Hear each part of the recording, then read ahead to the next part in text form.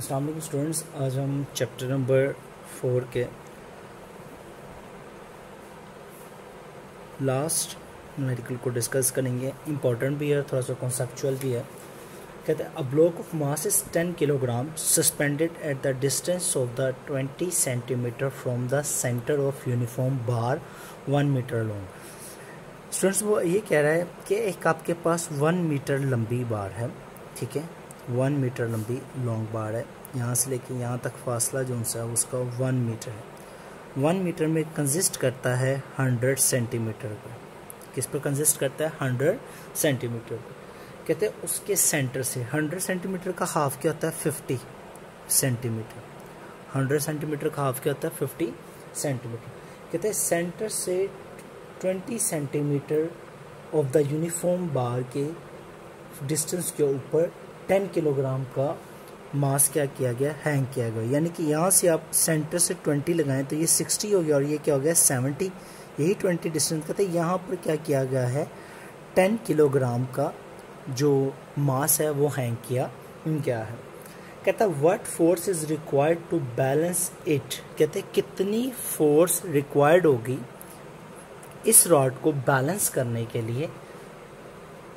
What force is required to balance it at the center of gravity by applying the force at the other end of the bar। कहते हैं दूसरे and के ऊपर कितनी हम force यानी कि F2 अप्लाई करें कि ये रॉड क्या हो जाए? बैलेंस हो जाए। हम पहले डाटा कलेक्ट कर लेते हैं। हमारे पास है M1 10 किलोग्राम। यहाँ से हम F1 निकाल लेंगे। F1 इज इक्वल टू आ जाएगी weight 1, weight 1 is equal to आ जाएगा mg। M1 है आपके पास 10, ग्रेविटेशन एक्सेशन भी है 10, तो ये आ जाएगा आपके पास 100 न्यूटन। ये आपके पास क्या आ जाएगा? 100 न्यूटन आ जाएगा। L1 यानी कि जो फर्स्ट आपके पास मोमेंट आर्म है क्लॉकवाइज वो आ जाएगा L1 is equal to 20 centimetre. इसको आप मीटर में कन्वर्ट कर दें तो ये आ जाएगा 0.2 मीटर। क्लियर हो गया स्टूडेंट्स? उसके बाद आ जाए हमने F2 हमारे पास हमने मालूम करनी है। L2 हमारे पास क्या है?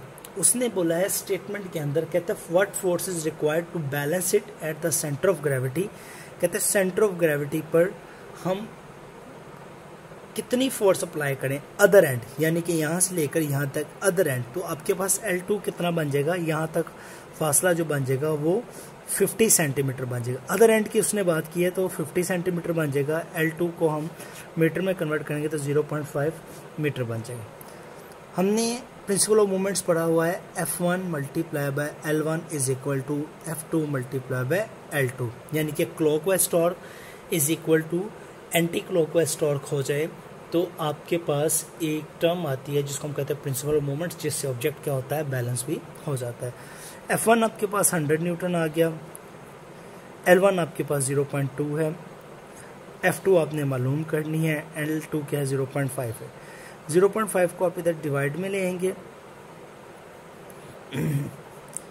F2 पॉइंट्स के साथ कैंसिल हो गया तो ये आपके पास F2 आ जाएगी 40 न्यूटन आ जाएगी। ठीक है स्टूडेंट्स, ये आपके 4th चैप्टर के न्यूमेरिकल्स क्या हो गए? ख़त्म हो गए हैं। अब आगे हम चैप्टर नंबर 5 को, यूनिट नंबर 5 को स्टार्ट करेंगे। यूनिट नंबर 5 जो क्या है? ग्रेविटेशन के ऊपर।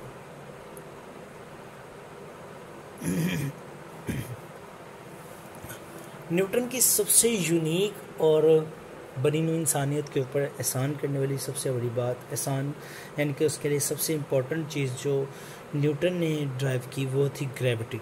ग्रेविटी क्या थी? जिसमें उसने ये चीज़ बताई कि कोई भी ऑब्जेक्ट फ्री फॉलिंग ज़मीन पर गिरता है तो वो ज़मीन की तरफ क्यों आता है। इस तमाम चीज़ों को उसने ऑब्ज़र्व करना शुरू किया। तो इसमें हमने पहले एक स्टोरी पढ़ी होगी कि वो एक एप्पल्स के ट्री के नीचे बैठा हुआ था, तो वो जब एप्पल नीचे गिरा तो क्वेश्चन आया हुआ है the Apple is falling down, सेब नीचे की तरफ क्यों गिरा।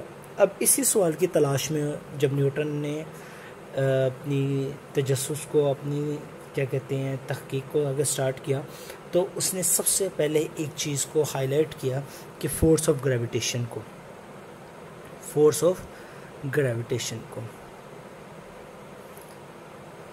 Force of gravitation according to Newton कहता था कि एग्जिस्ट करती है कैसी force due to the every body of the universe attract every other body, कि कैसी फोर्स इस रुए ज़मीन पर मौजूद है जो कि हर आने वाला दूसरे जिस्म को अपनी तरफ क्या करती है, अट्रैक्ट करती है। Newton concluded that the force which causes apple and falling apple to fall on the earth, कि एन एप्पल जो सा वो भी है वो नीचे गिरा इसी फोर्स ऑफ ग्रेविटेशन की वजह से गिरा। कहते हैं ये फोर्स एक ऐसी फोर्स है जिसकी वजह से जो आपका मून है वो एक ऑर्बिट के अंदर क्या करता है, मूव करता है, वो ज़मीन पर नहीं गिरता, क्योंकि ये एक फोर्स ऑफ ग्रेविटेशन है जो कि सियारों को भी अपनी तरफ क्या करती है, खींच कर रखती है। ये उसने कहा कि इन प्लैनेट्स में सिर्फ एक ज़मीन ही एक्सा प्लैनेट है जिसके ऊपर ऐसी फोर्स ऑफ ग्रेविटेशन क्या की जाती, एग्जिस्ट की जाती। इसी फोर्स ऑफ ग्रेविटेशन की बेस के ऊपर उसने लॉ ऑफ ग्रेविटेशन को इंट्रोड्यूस कराया, लॉ ऑफ ग्रेविटेशन को इंट्रोड्यूस करवाया, जिसको हम अगले नेक्स्ट चैप्टर के अंदर क्या करेंगे, डिस्कस करेंगे।